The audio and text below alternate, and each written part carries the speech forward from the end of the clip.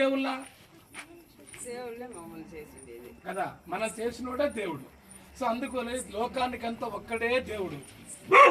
ఆ దేవుని ప్రకటిస్తా ఉన్నాను. చెప్పేదా, మనిషి యొక్క పాపం తీసేయాలంటే ఒక మనిషే రక్తం కార్చాలమ్మా.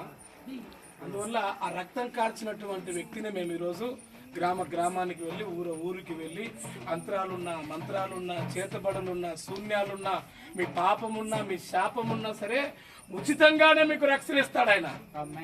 గట్టిగా ఆమె చెప్దామా? ఏ ఖర్చు లేదు ఆయన దగ్గరకు వస్తే గినా నమ్మితే చాలు, నోటితో ఒప్పుకొని హృదయంలో విశ్వాసం పెట్టుకుంటే గినా మీరు ఏమనుకుంటే అది రక్షించబడతాడు. నరకం తప్పిస్తాడు, పాపం తప్పిస్తాడు, మంచి బతికిస్తాడు.